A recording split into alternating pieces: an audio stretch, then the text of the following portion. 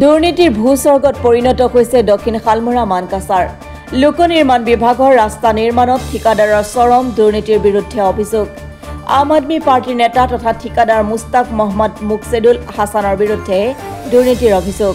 ঠিকাদাৰী লাইসেন্স বাতিলৰ দাবী কালাপানী আঞ্চলিক কামচুৰ 2020-2021 বিত্তীয় বৰ্ষত লোক নিৰ্মাণ বিভাগৰ SU PD আঁচনিৰ জৰিয়তে কালাপানী বেঙৰভিটা সংযোগী পথ নিৰ্মাণৰ বাবে 1,89,86,900 টকা আবণ্টন দিছে ৰাজ্য চৰকাৰে পথটো নিৰ্মাণৰ বাবে দায়িত্ব লাভ কৰিছিল আম আদমি পাৰ্টিৰ নেতা তথা বিভাগীয় ঠিকাদাৰ মুস্তাক মহম্মদ মুকছেদুৰ ৰহমানে আপুনি মই কোনোদিনে নুশুনা কেপি নামৰ এটা সিমেন্টৰ জৰিয়তে কালাপানী বেঙৰভেটা পথ নিৰ্মাণ কৰা হৈছে অতি নিম্নমানৰ সামগ্ৰী ব্যৱহাৰ কৰি পথটো নিৰ্মাণ কৰাৰ এটা বছৰ সম্পূৰ্ণ নহওঁতেই পথৰ ঠায়ে ঠায়ে জহিখহি যাবলৈ ধৰিছে এই অভিযোগ আনিছে কালাপানী আঞ্চলিক আমচুৱে ইতিমধ্যে জিলা প্ৰশাসনক লিখিত অভিযোগ দাখিল কৰিছে কিন্তু জিলা প্ৰশাসনৰ পৰা ৰহস্যজনকভাৱে ঠিকাদাৰ মুস্তাক মহম্মদ মুকছেদুৰ ৰহমানৰ বিৰুদ্ধে কোনো বিহিত ব্যৱস্থা গ্ৰহণ নকৰাৰ অভিযোগ উঠিছে কালাপানী বেঙৰভিটা সংযোগী পথটো পুনৰ মেৰামতিৰ ব্যৱস্থা কৰি দুৰ্নীতিগ্ৰস্ত ঠিকাদাৰ মুস্তাক মহম্মদ মুকছেদুৰৰ লাইসেন্স বাতিলৰ লগতে ব্লক লিষ্ট কৰাৰ দাবী তুলিছে কালাপানী আঞ্চলিক আমচুৱে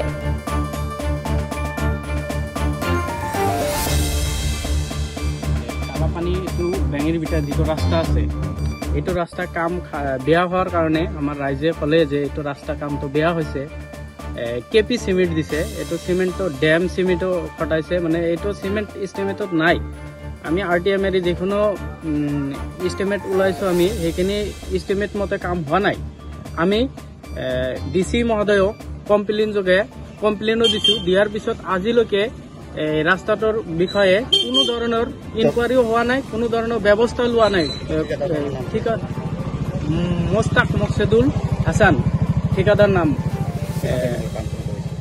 1 বছৰ হয় হেতু শেষ হৈছে কামটো বৰ্তমান ৰাস্তাটো বহুত বেয়া হৈ গৈছে ৰাস্তাটো মানুহ চলিব পৰা নাই এনেকা ৰাস্তা হৈ গৈছে আগত যে আছিল আগতকৈ বেয়া হৈ আছে ৰাস্তাখন আমি কমপ্লেইন দিছো দিয়াৰ পিছত আজিলৈকে কোনো ধৰণৰ ব্যৱস্থা ডিপাৰ্টমেন্টৰ পৰা লোৱা নাই আমি ডিপাৰ্টমেন্টক এইটো কথা জনাব বিচাৰিছো যে যদি কোনো ধৰণৰ ব্যৱস্থা নলয় আমি সংগঠনৰ পৰা বৃহৎ ব্যৱস্থা আমি লবলৈ বাধ্য হ'ম আমি ৰাইজৰ লগত আলোচনা কৰি আমি যেটো আন্দোলন গণতান্ত্ৰিকভাৱে যিখন আন্দোলন কৰিব লাগে সেইখন কৰিম আমি এটো কিমান লাখ টকাৰ কাম আছিল এইটো কাম আছিল আপোনাৰ 1,89,86,900 টকাৰ কাম আছিল আপোনালোকৰ মতে কিমান টকাৰ কাম হৈছে ইয়াত এইটো 50% পইচাৰ কাম হোৱা নাই এতিয়া মই জানামতে বাকিখিনি টকা কি আত্মসাৎ কৰিছে এইটো ঠিকাদাৰক ব্ল্যাক লিষ্ট কৰিব লাগে আৰু এইটো ঠিকাদাৰৰ লাইসেন্সটো বাতিল কৰি দিব লাগে ইয়াৰ লগত ডিপাৰ্টমেন্টক আমি এটা কথা কওঁ যে ডিপাৰ্টমেন্টে যাতে ইয়াৰ বিৰুদ্ধে বৃহৎ ব্যৱস্থা লয় ৰাস্তা কামবিলাক কি একেবাৰে নিম্নমানৰ সামগ্ৰীৰে কৰিছে যিখিনি এস্টিমেটত মই RTM আৰু যিখিনি এস্টিমেটত পাইছো আমি সেইখিনি এস্টিমেট মতে কাম হোৱা নাই 50% কাম হোৱা নাই তেতিয়া কি ৰাইজে কোনো ধৰণৰ বাধা বিঘ্ন দিছিল নে নাই কাম ৰাইজে বাধা দিছিল ৰাইজে বাধা দিয়াৰ পিছত সিহঁতে বাছি গৈছে ইয়াৰ পৰা আৰু সাইটত আজিলৈকে আহাই নাই এই ৰাস্তাটো আমি 2021ত আমি কৰিছো আমি 4জন চেয়াৰত আছিলো 4জন চেয়াৰত এই ৰাস্তাটো কাম কৰিছো ৰাস্তাটো আজি আমি 2021তে কৰিছো তেতিয়া আমি আমাৰ যি কন্ট্ৰাক্টৰ আছিল মুস্তাকুল হাছান মুকছেদুৰ তেখেতক আমি বহুত বাৰম্বাৰ কৈছো যে কেপি সিমেন্ট এটা আজিলৈকে আমি নামি শুনিব পৰা নাই কেপি সিমেন্টৰ 2 নম্বৰী সিমেন্ট এটা 2 নম্বৰী কোম্পানীৰ সিমেন্ট এটা ইউজ কৰি এই ৰাস্তাটো বনাইছে তাৰ ফলত আমি দেখা পালো যে এই ৰাস্তাটো আজি তেতিয়াতো ভালে হৈছে এতিয়া আমি দেখা পালো যে এই ৰাস্তাটো যেটো বাজে সিমেন্ট দি বনাইছে বাজে মেটেৰিয়েলছৰ দ্বাৰা এই ৰাস্তাখন বনোৱাৰ কাৰণে ৰাস্তাখন ক্ৰেক হৈ গৈ আছে বেয়া হৈ আছে পাথৰ বিলাক উঠি গৈ আছে গতিকে এই মুস্তাকুল হাসান একচুয়ালি তাৰ ব্যবসাটো হল দালালি, একচুয়ালি দালালি তাৰ ব্যবসাটো, কিন্তু সি বেলেগৰ কথা হয়তো বেলেগ বেলেগ কৈ থাকে, কিন্তু নিজৰ কথা নিজে যে বেয়া কাম কৰিছে ৰাস্তাটো আপোনাৰ কাজিপুৰৰ পৰা ষ্টাৰ্ট কৰি বেঙেৰভিটালৈকে এই ৰাস্তাটো হৈছে, বেঙেৰভিটালৈকে ৰাস্তাটো হৈছে, টোটাল ৰাস্তাটো সি বেয়াকৈ কৰিছে।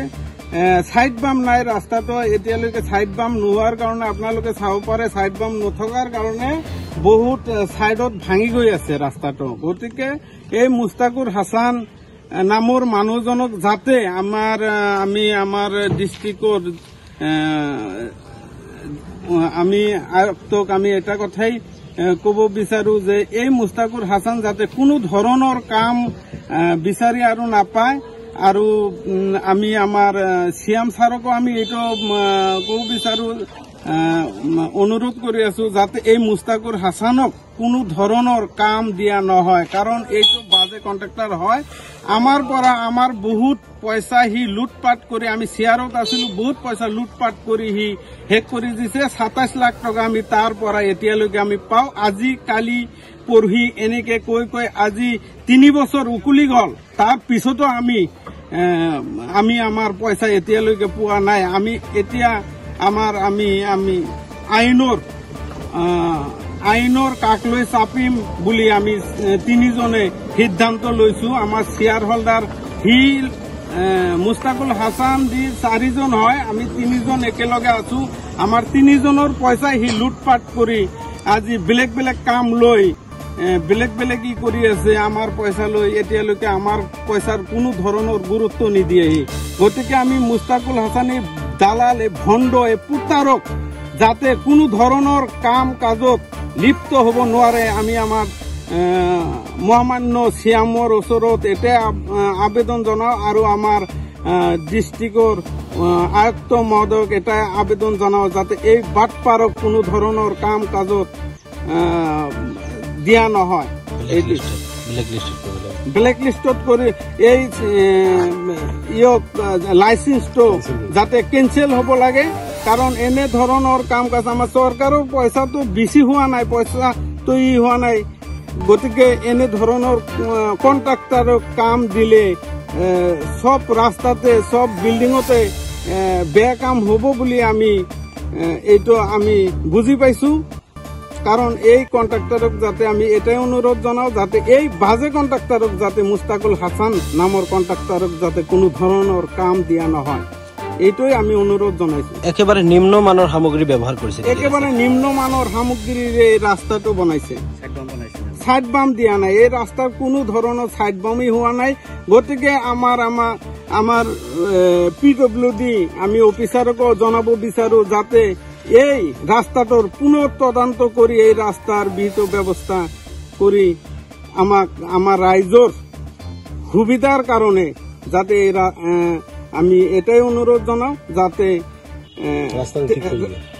ৰাস্তাটো ভাল কৰি দিয়ে। প্ৰায় অনুমান 3 বছৰ হল ষ্টাৰ্ট হৈছে, শেষ হোৱা 1 বছৰ হৈছে।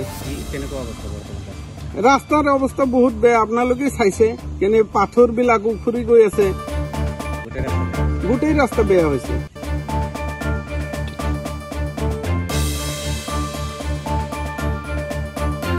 মানগাছৰ পৰা মিজানুৰ ইছলামৰ ৰিপৰ্ট, অসম টুডে।